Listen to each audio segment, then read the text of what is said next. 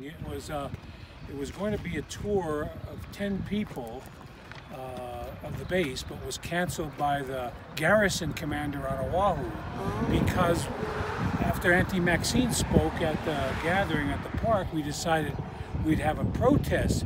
We all go in or nobody goes in. That was the framework in which we came here today. And Maxine was saying they're using people against each other, you know, and so we got to stand together.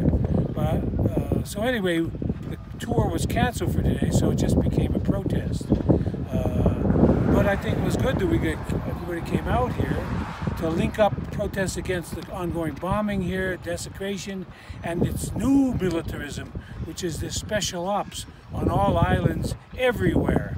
You know, and I agree, it was a token type of thing, the park being canceled with all these other, that wasn't even in the EA, the park thing wasn't even mentioned there. So this is a new phase of militarism. They already have all these bases all over the islands. Now special ops are going to be everywhere, in waters, in air, on land, going on our shorelines and our parks. So it's a disgusting new militarism in our island. So anyway, JR came out. Thanks to Ruth, went and asked the gate to have him come out, and he came out. So he talked to the Pōna in the truck for a while. I don't know what took place there, but then we decided all to come down, and then there was that sharing there. So all that I can say about that, you know, I feel there's something there in him. He's trying to relate to us, but there's the conflict between him as a person and that uniform. Huh? Where it's going to go, we don't know. But anyway, I'm glad we're here today. We need to come to the places of the desecration and call it out, you know. Yes, call out the desecration. Because so many of the people who are in the military are, you know, we were just talking about it, JR and I, that there wouldn't be militaries without poor people who either are forced to go in or don't feel like they have a choice. And so if you take away, if you just had people who willingly wanted to go in and serve in these really violent, just colonial structures, they wouldn't have the people. And so we're just asking that all the people who do have that little sliver in their heart that care, especially the Kanaka men, right, who don't see this as the U.S., they see it as Hawaii, but are somehow still serving the U.S. We're asking for them to feel that pain in their heart and to do something about it from the inside, because there's only so much we can do out here. Blink of an eye again. You're in the belly of the beast, and everybody has a story about how they got in there because they didn't feel like they had any other choice. So once you get old enough that you do have a choice, then what you do matters. So Mahalo. Release thyself from the prisons between that. I would say, like, on the point of the commander who's in the Army, and obviously, as already mentioned, he's under chain of command, you know, so he's like the commander of this facility, but, you know, which is a very radical facility, mind you, actually, but he's under chain command. So, you know, but what we're involved with here is, because obviously I could see from him that he, in his heart, you know, shares the same sentiments we do to a point, I don't know in detail, but as far as like his position, he's bound by his position as an officer and as a commander-in-chief of this facility. So, but what we have is a vicious circle, because this is going on around the world, and, you know, not only the USA, it's not the only imperialistic country that has gone around the world and had an impact and continues to do this type of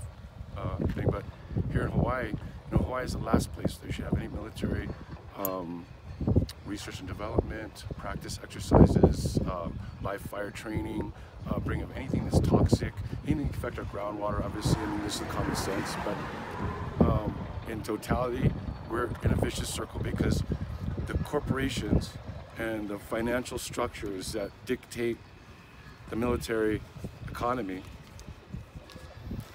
have created a situation where they need to have supply and demand, obviously, and in order to have the supply and demand, even if there was no war at all going on in the world, where there are wars going on in the world, they still need to use up equipment and fuel and supplies, etc., and, you know, their latest weaponry, okay?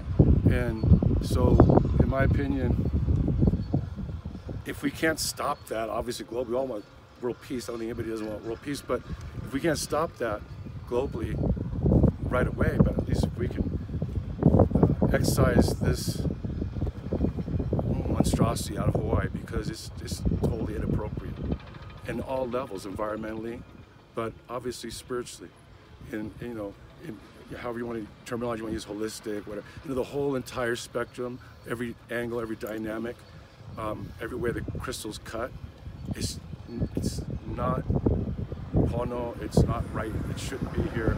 The continuation of what's been developed here that we don't even know, because that's my whole point when I told the officer that my father took me into a top secret facility. I forgot to mention that was in 1970 in Greece on the Bulgarian border. So that was right on the Iron Curtain, and that was during the height of, during the Cold War. So how the hell can't this group of 10 interested community members who have an interest and a desire to go into the facility are being denied that right when a 10-year-old kid can go into a top secret underground facility in Greece? And I'll say that I'm sure that what we see on the surface does not meet the materials and supplies and things that were brought up to this area. That amount does not exist on the surface. I wouldn't say just by looking as a non-professional, but looking over the years and looking across the landscape, I would say that what has been developed here, the supplies brought in, the materials and the infrastructure that was brought in, and the work that's been done exceeds what we see on the surface here. And that's the other angle I wanted to add to the part about going into an underground facility. So we all figure it out for ourselves, basically. Uncle Danny, do you have something to say? Not anymore to add. Imua. Imua. Continue the struggle. There is no aloha in war. No aloha. No aloha in shoot 'em up, play 'em war games either. And token gestures are maybe all we can see for the immediate future, but we're not going to make the change that needs to happen, And it's a change that all of us have to be making at the same time. There's, the token gestures are more appropriate on our part than on their part. They need to make big gestures to show the world that change is afoot, and and humanity has to take responsibility for what they've done, and that's where we need to, and it starts right here. It starts right here.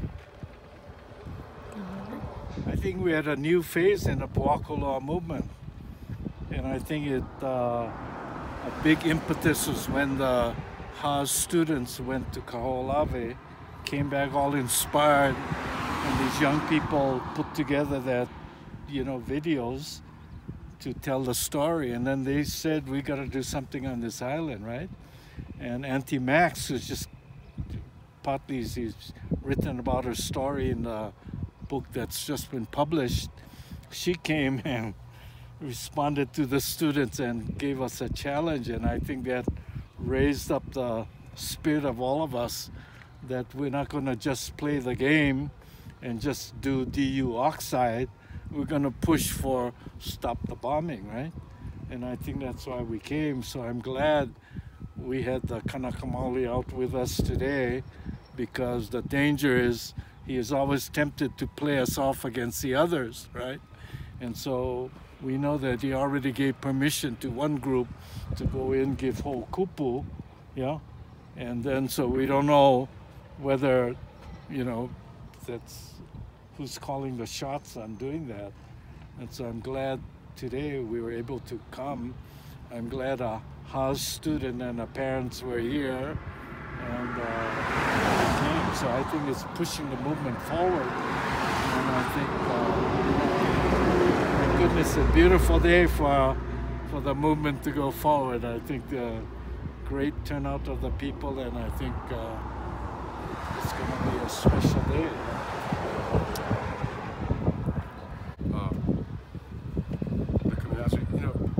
I believe that he would like to do whatever he can to help us, but again, like you said, it really comes down to more like how you said it. I can be diplomatic and say, he's kind-hearted, he wants to help us. I believe he does. But the truth is, like how you said, you know, it's like, you know, he's limited, you know.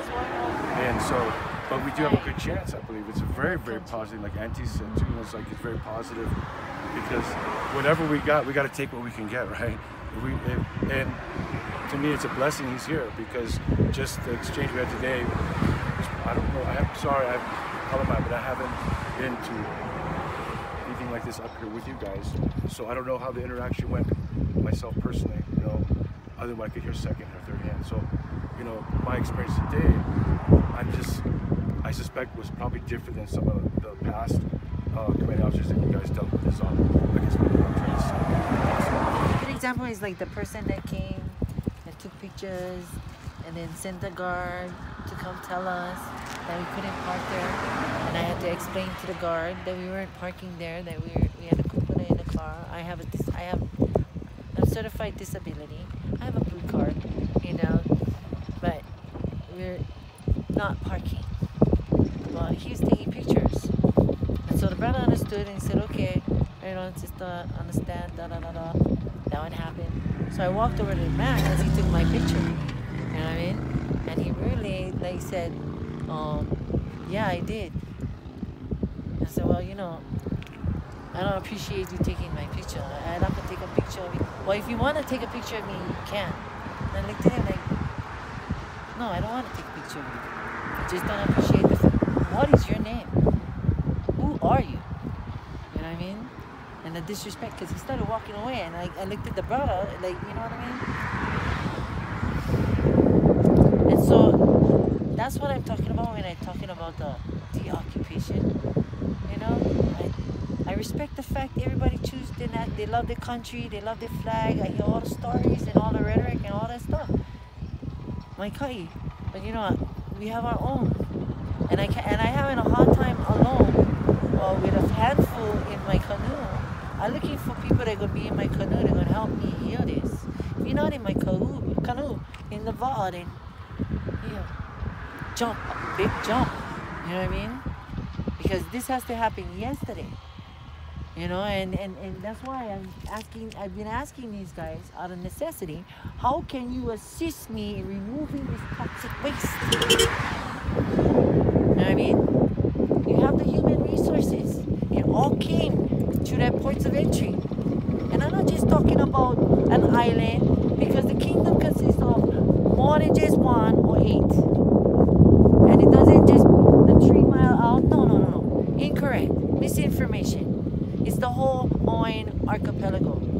That's Kamehameha's vision. That's his kind of why. Why aren't they frigid enforcing that? You know what I mean? The war is over. It's supposed to be doing a peace treaty. If they spend and invest all that time in healing and you know, it's easy to do war. So easy. Hard to make peace. That's where I'm at. You know, the children need. I stay on suicide watch. Come on. You know what I mean? I cannot be a million places at one time. You know, I get there, my family don't let me go. You know? So that's why I'm asking them, how you in this position? How can you utilize your resources to help me heal, not just my family? I respect the fact you choose to wear that shirt. Please respect the fact I choose to be Kanaka. We was here first. A part of the critical habitat. Housekeeper. 24/7. And it's not my house, it's hers. And I heard more puna. That's my reality check. You know, the respect starts in the mirror. Because then you can make the proper choices. Good, bad, ugly, doesn't make you the man or the woman. You know, there's always room for change. Let the conscious be your guide, they say. You know? Yeah. Mahalo, Auntie. Yeah. Mahalo, baby. Mahalo. Mahalo to everybody. Thank you for holding space. And I guess I gotta grab my thingy for yeah. and hydrate. Oh, I get them already. Yes. Awesome. I got it. Okay, I'm turning it off now. Bye, you guys. Love you guys. Hui ho.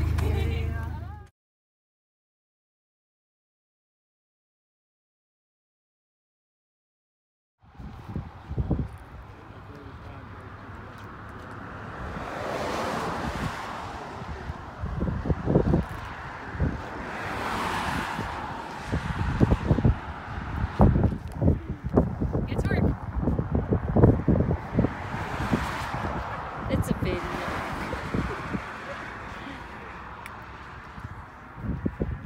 Yes, we definitely need to be up here to show that people are opposed to militarization of this whole island. So, Everybody, you guys want to meet the commander? yeah.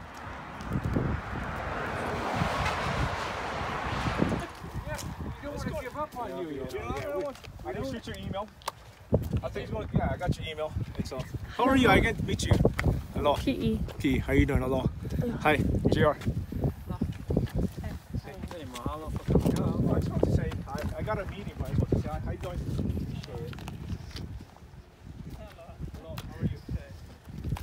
There are the two kupuna in the last truck. One's in a Say hi to him. one's in a walker, Okay, so I'll say they're hi in to him, prayer. yeah. So Oh, okay.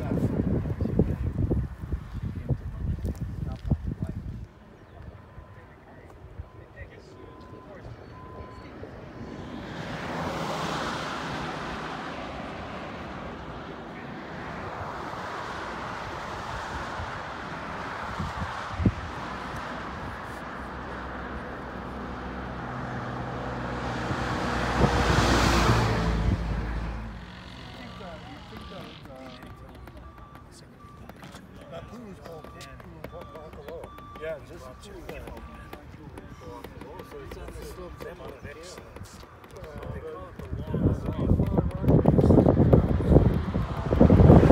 Back in the day when they were going up to. Hello. I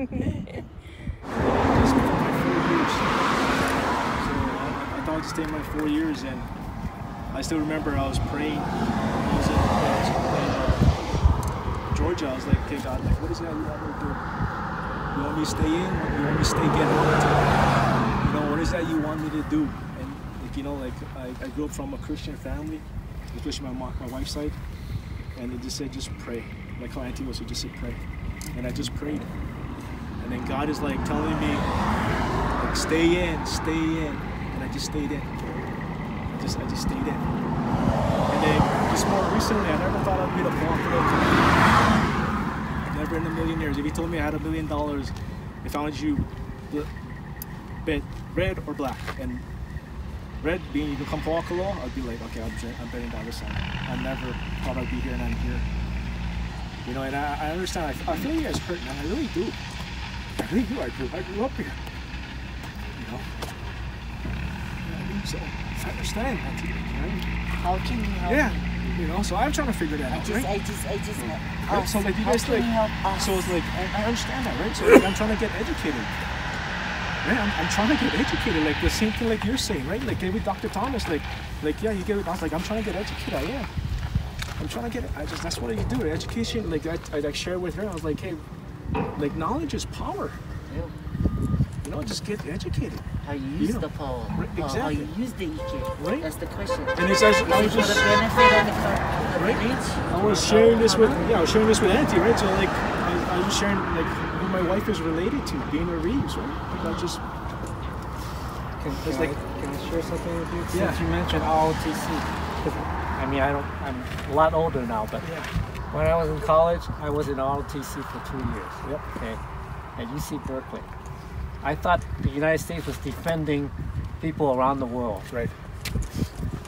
But as you learn, like you say, knowledge, Yep. I started to talk to people, read. I realized the whole history is not the way they told us. See the difference, Uncle, I'll be honest with you, right? I understand that, right? I understand So that. slowly I began to say, I don't want this, because all the army, the mission of the army is to not protect people here, Yep. to concentrate, to dominate. I totally Just understand. as much as Yeah. part of the critical habitat as, Right. as So the it endangered took me a while to learn endemic that, but species. you know, eventually So it's like I got out of it. because everyone brings that up, right? So I'm a true believer. I don't want to preach. I'm always a believer of the man above. I always go God first, people always, right? Right, and there's things that I can't, I see with the naked eye, you know. It's like how you say it, right? And that's why I just stay in the Word. It gives us what we need, not what we want. You know, like yeah, and I just stay. I'm still trying to figure this out, right? And I'm just taking one step forward. And I understand, like you know, I'm still learning. And I've been in for 7 months, right? And time's going by quick. It just was like it was just quick. 7 months by went quick for me. We can do Right. this effortlessly. Right. We have enough human resources to help and aid us in the occupied. Colonel.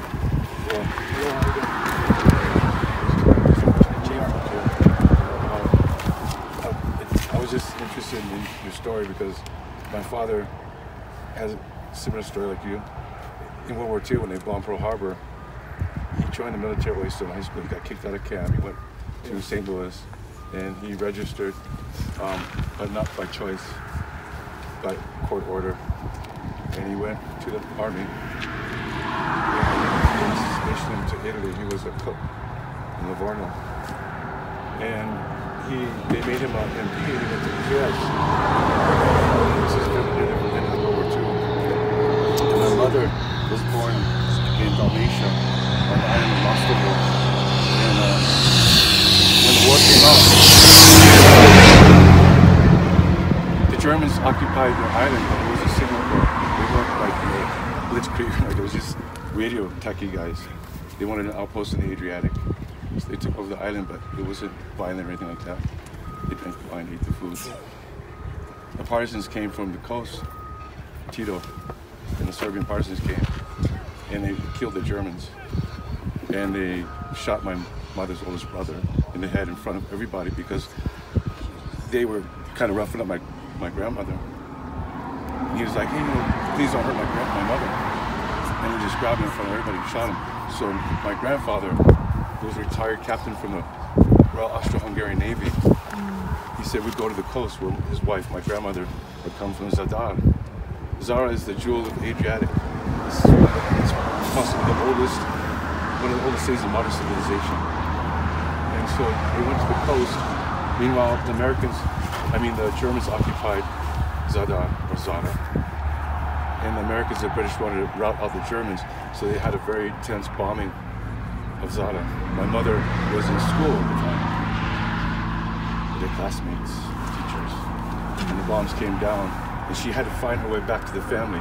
They had all come try to find each other, and she hid and ran while children's body parts rained down on top of her, her classmates and little children. So they made it to Trieste, where my father had been stationed. And at the end of the war, towards the end of the war, they thought the Germans were going to bomb Trieste because the Blue Devils were there, the U.S. Army and the British were occupying Trieste. So my mother and the civilians were ordered to go to the nearest air raid shelters. My father was stationed with some other MPs at a particular air raid shelter. That's where my mother's family had arrived there. And they went in, but the Germans faked. It was a false alarm. They never bombed Trieste. Right. And so they survived. They went out and had a little vino and celebrated being alive. And next thing you know, Mom and Dad got married over there. But I'm a product of war.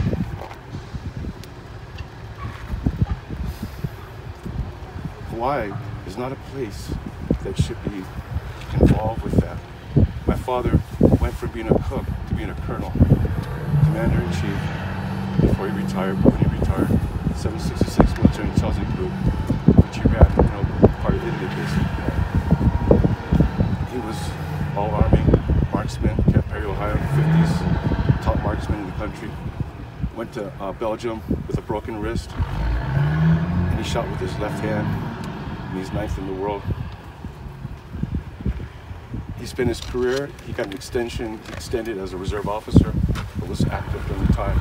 He came back in regular. So I grew up in the military, like your family's growing up in the military. I lived in Italy, I lived in Germany, I was born in Berlin when they built the wall. I lived in Alaska. I saw, not HARP, but I saw smaller versions of HARP, atmospheric heater arrays on Elmendorf Air Force Base in Fort Richardson when I was growing up, when I was in junior high school and whatnot. But my point is this. When I was 10 years old in 1970, my father went on TDY. We were in Naples. He was at FSELF, at NATO. He was at the Military Intelligence Center. He sent me to Greece for TDY. He took us with him. And he took me with him when he left my mom and my sisters at this place, the restaurant, wherever we went. And he took me into this mountain. He took me inside. And so the Greek military were showing my father the facilities. Of course, he didn't take me everywhere, but I went inside and I saw what they had back in 1970. So I'll leave that there. And my point being of all of this is that if I was allowed, as a 10-year-old, to go inside of a top secret military facility with a NATO member under the auspices of my father, who was a NATO officer, U.S. Army, if I could go in there, then how come Uncle Ku can't go in here? How come I can't go in here? Because whatever you guys are doing here, whether we agree with it or not, it shouldn't be done here. And no matter what expert, hydrologist, Dr. Thomas, whatever, the waters of this island are sacred. This mountain is the largest on Earth. We have enormous volumes of water, but it's not like free of risk. And plastic water bottles are the #1 export out of Hawaii, besides the ships and the planes, which don't really count. So, you know, right now they want to take the water and send it off. Well, people can come here and drink our water and can't be charged for a drop of water. Yet they just charge us by delivery and service and all that. But it's our water, no mineral rights in Hawaii. So these resources belong to the Āina and the people who live here. And if you are Hawaiian or not, or you know, whatever your interpretation politically of that word, Hawaiian, because you know, we're all Kanaka-Maoli, but we're all Hawaiians if you're a Hawaiian national, right? So my father spent his career, he was with the Special Forces before they were Green Beret. He was with the outfit that actually got the Green Berets going. He got in trouble, then they let him get it official. He served in War II. He served in Dalmatia, Croatia, Dalmatia in Italy. He served in Korea, in Burma, in between Korea and Vietnam. He served in Vietnam several times, and he was the military attaché to the ambassador in Phnom Penh when all the military stuff was happening. So he spent his whole career. In the end, when my dad was dying, you know, he didn't regret his military career. He went in by force because he was forced to leave, you know, because he got in trouble. But he made a career out of it, from a cook to a colonel. And in the end, he regretted that what had evolved from what he had joined. And the only reason I shared it because I felt so. When you tell your story, bro, you know, I know you're a colonel. I owe you respect, bro. I know what that means. I know how hard you work. But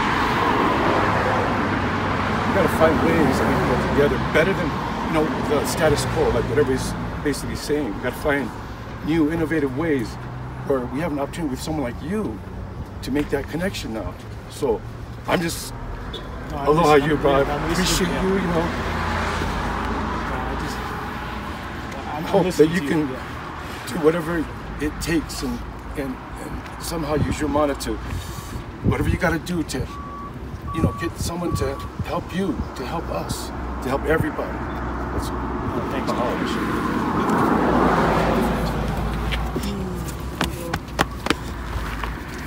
Thank you. Oh, thank you. And I wanted to tell you, like, you know, I decided in our last email that I was just gonna love you, and I just have love for you, but I don't respect the uniform, and I don't.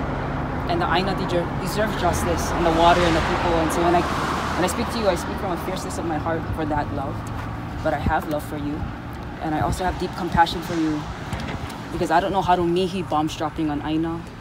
I don't know how to mihi for all the heva that comes from this Āina. And so I have so much compassion for you. And I thank you for coming out today and for being with us and for being such a good example for our OPO. No, this is, Thank you. I can feel, first I want to say thank you for you guys' passion, right? It's good to have people like you to have this passion. It really does, you know. And I can feel the hurt. I can feel it, you know. It was like Auntie was saying, like, which way? How do we fix that, right? It's just trying to work together. And I know I cannot fix everything. I know I cannot. I would be lying to you if I told you I could fix everything. I cannot. But what I can do is I can try. And I can take one step. And I'm sorry, right? That small step, right? That's part of it, right? But that's what was one of the things I wanted to work on. And I'll continue. And you guys can keep me abreast, right? You can keep me abreast and be like, hey, this is what you said you're gonna do. Like, this is what Jim and he's like, hey, the MOU, where's it at? You know, and I would just ask you, just talk to some of the leagues out there who I'm talking to, right? And I just let you guys figure that out, right? So try to do some stuff, you know, and do what's right, do what's important and stuff. You know? But I appreciate what you guys do. That's the reason why I come out here. I don't, you know, your First Amendment right, but it's more than that. You guys, like, anti them, like, they're my kapunas, you know, I want to come and say hi. Or you say Kalihi Valley, I think it was like, you from Kalihi Valley. I always respect my elders. No matter, you might be 2 years older than me, I'm always brought up that way. You know, and I just, that's how I just grew up. And it was awesome to talk to Auntie, because to find out who we know and who we related to, it's unbelievable. We're all together in this, you know what I mean? Everyone has a part. Everybody has a part. I just didn't say that, you know, because I knew somebody made a comment about friends, you know, and that doesn't cut it.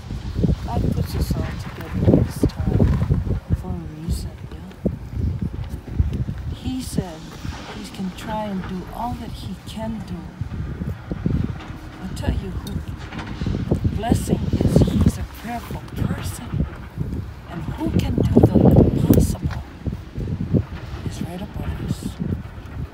That's what we all have to stand on, yeah? All of the things that Maxine went through, real things, yeah?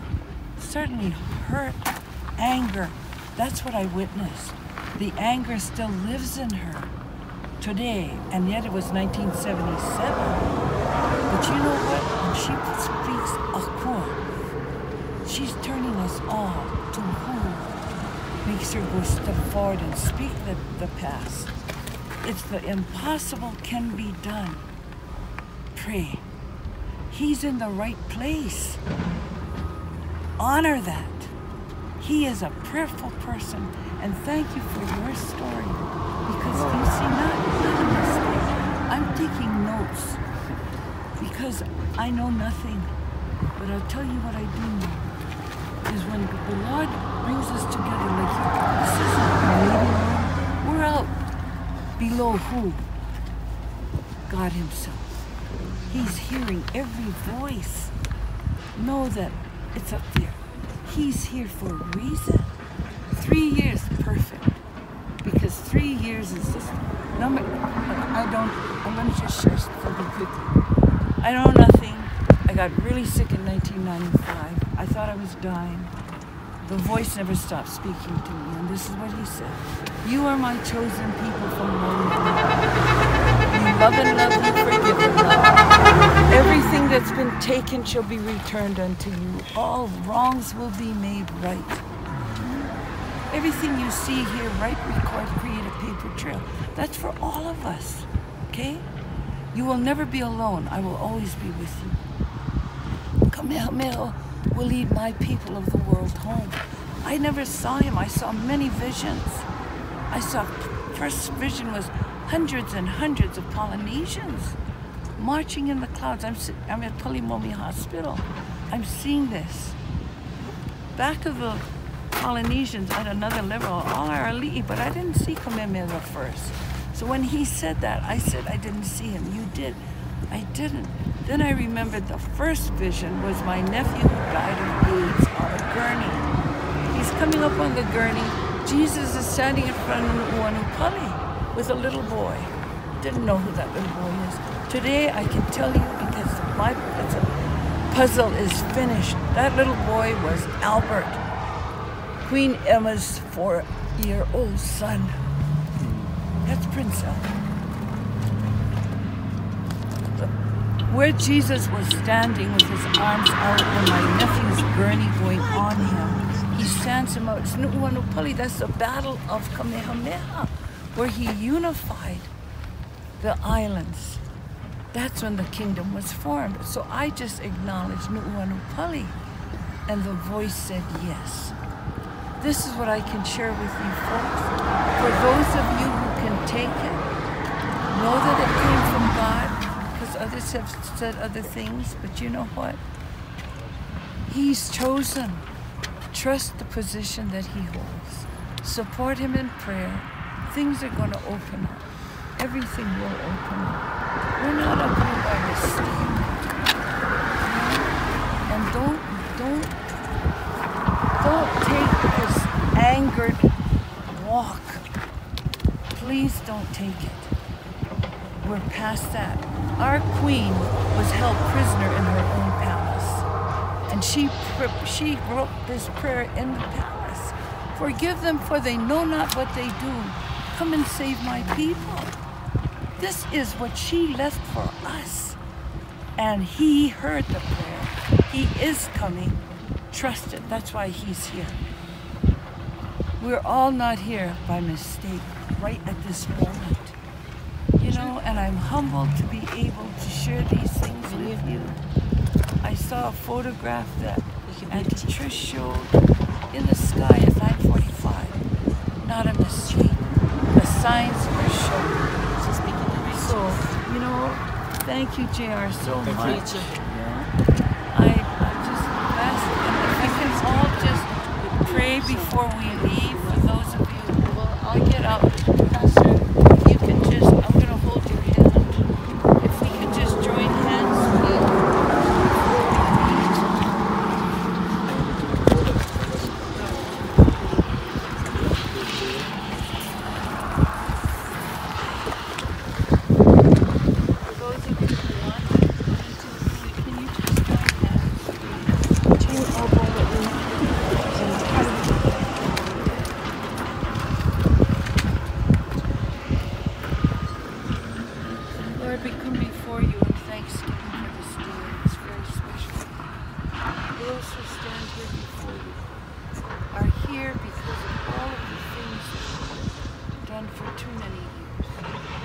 I speak for Ruth, for she has been leading the youth, Lord, in this right path, because they're the ones of tomorrow. We who are at the top of the mountain, going down on the other side, Lord, we want to be able to leave with them the forgiveness and love that is in you. And I thank you, Lord, that you have appointed his own Āina, our Āina,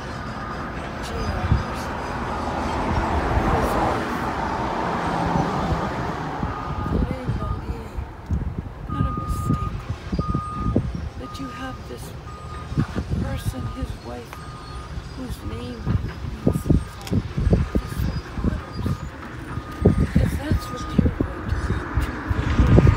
This land here, the desecration to the land is no different than what was done to God. And Lord, you know that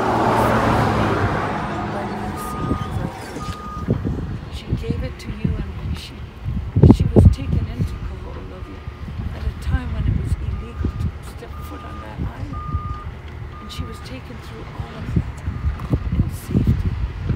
So Lord, we lift her name up. We lift up JR's name, Lord, as for the bombing below, or the desecration that's to come from the top of the Mauna. Lord, you know that's where you ascend and descend. And so we lift these things up unto you. We lift up the name of our King, prayed as a prisoner in her own palace. And she could pray this, forgive them, for they know not what they do. Come and save my people. Lord, it wasn't just the koko of the Hawaiian. In her time, it was the world was changed. The word. And so, Lord, that prayer was fulfilled. And we are the chosen people because we're loving, forgiving as she is. So, Lord, as we close in the prayer that you left for us, our Father, Lord in heaven, hallowed be thy name. Thy kingdom come, thy will be done, on earth as it is in heaven. Give us this day our daily bread, and forgive us our debts, as we forgive our debtors, the trespasses and trespassers. Lead us not into temptation, but deliver us from evil. For thine is the kingdom, the power, and the glory forever. Amen.